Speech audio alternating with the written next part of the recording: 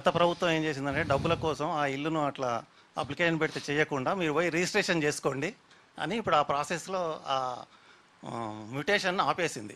దాన్ని ఏమైనా పునరుద్ధరిస్తారు అంటే దాన్ని పునరుద్ధరించడం అని కాదు, కానీ ధరణి కమిటీ చేసిన ఈ సమస్యలన్నిటిని కూడా తీసుకొని వాళ్ళు ఇచ్చే సూచనతోని ఎలాంటి ఇబ్బంది లేకుండా, బాధితులకు నష్టం జరగకుండా, ఇబ్బంది కలగకుండా మా ప్రభుత్వం నిర్ణయం తీసుకుంటుంది. సార్ నేను వంశీ డెక్కన్ క్రానికల్ సార్. ఈ కాళేశ్వరం ఇరిగేషన్ ప్రాజెక్ట్కి సంబంధించి కాంట్రాక్ట్ కంపెనీస్ మెగా కానీ ఎల్ఎన్టీ కానీ అఫ్గాన్ కానీ వాళ్ళు పొరపాటు వాళ్ళే కడతారని చెప్పి ఒక పక్క చెప్తూ మళ్ళీ వాళ్ళ రిపేర్కి అయ్యి కాస్ట్ అంతటిని గవర్నమెంటే మళ్ళీ భరించేటట్టుగా కూడా ఫైల్ కదులుతుందని చెప్పి అదొక ఆరోపణ సార్. రెండోది రెస్టోరేషన్ ఆఫ్ ద ప్రాజెక్ట్స్కి సంబంధించి ఫార్మర్స్కి ఏమన్నా ఇష్యూరెన్స్? అంటే రెస్టోరేషన్ ఆఫ్ ద ప్రాజెక్ట్ కానీ లేకపోతే కన్సర్న్ ఏజెన్సీస్ ఎవరైతే కంపెనీస్ ఉన్నాయో వాళ్ళ మీద చర్యలు కానీ ఇప్పుడు ఎన్డీఎస్ఏను ఆల్రెడీ అపాయింట్ చేసినాం, అంటే సాంకేతికపరమైన నివేదిక కోసం. ఇంకా other procedural lapses or other violations ఏమైనా ఉంటే జ్యుడిషియల్ ఎంక్వైరీకి ఆర్డర్ చేసినాం. ఏది కూడా సంబంధిత నిపుణులు ఇచ్చే నివేదికల మీద మా ప్రభుత్వం చర్యలు ఉంటాయి. మేమే అనుకొని మేమే 80,000 పుస్తకాలు చదివినాం, మాకు అన్నీ తెలుసని మాత్రం మా ప్రభుత్వం నిర్ణయాలు చెయ్యదు.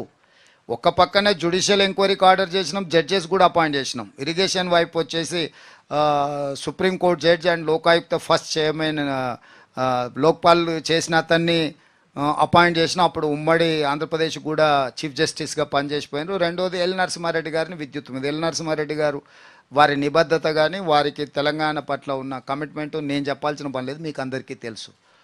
అదేవిధంగా టెక్నికల్గా constitutional body NDSA national dam safety authority ఏదైతుందో కేంద్ర ప్రభుత్వం పెట్టిన సాంకేతికపరమైన వ్యవస్థ, వాళ్ళని ఆల్రెడీ ఇచ్చినాం. వాళ్ళు విజిట్ చేసారు, వాళ్ళు నివేదికలు తయారు చేస్తారు. వాళ్ళిద్దరు నుంచి ఒకటేమో చర్యలు తీసుకునేదాన్ని, రెండవదేమో నిర్మాణము, నిర్వహణ, అదేవిధంగా ప్లానింగ్. వీటి మీద ఎన్డీఎస్ఏ ఇచ్చే సజెషన్స్ మీద మా యాక్షన్ ప్లాన్ ఉంటుంది. సార్ నేను విజయ్ V6 న్యూస్ రిపోర్టర్ని సార్. 100 రోజుల్లో 6 గ్యారంటీలు అమలు చేసిన మీరు పదే తెలంగాణ విధ్వంసం చేసిన వాళ్ళపైన శిక్ష పడేందుకు ఎన్ని రోజుల టైం పడుతుంది? ఇప్పుడు శిక్ష అధికారం కోల్పోవడమే శిక్ష.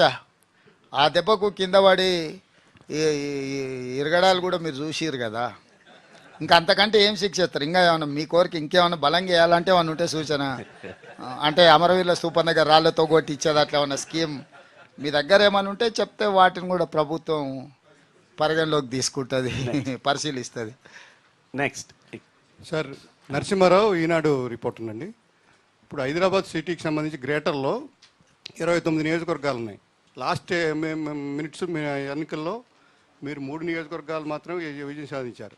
రాష్ట్రం అంతా మొత్తం విజయం సాధించిన. ఇప్పుడు 4 పార్లమెంట్ ఉన్నాయి. ఇక్కడ ఏ విధమైన విజయం కోసం ఏ విధంగా ప్రయత్నం చేయబోతున్నారు? ఒక్క నిమిషం రెండు సార్. ఆంధ్రప్రదేశ్లో మీరు నిన్న చేసిన బహిరంగ సభ మంచి రెస్పాన్స్ వచ్చింది.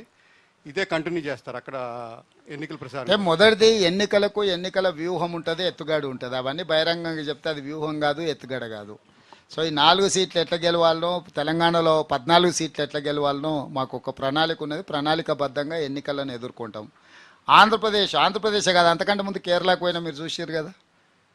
నిన్న ఆంధ్రప్రదేశ్కి పోయినా, ఇవాళ ఇప్పుడు మీ దగ్గర నుంచి చక్కగా మహారాష్ట్రకి వెళ్తున్నాం. మాది జాతీయ పార్టీ, జాతీయ స్థాయిలో నాకు ఏ బాధ్యత అప్పచెప్పినా పర్యటన చేయాల్సిందే. భవిష్యత్తులో కూడా ఒకవేళ ఆంధ్రప్రదేశ్లో పర్యటించమని ఏఐసిసి ప్రెసిడెంట్ మల్లికార్జున్ ఖర్గే గారు ఆదేశిస్తే తప్పకుండా ఆంధ్రప్రదేశ్లో కూడా పర్యటన చేస్తా.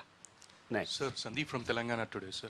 Sir, your action plan to bail out water crisis, sir. Will you be approaching Karnataka government?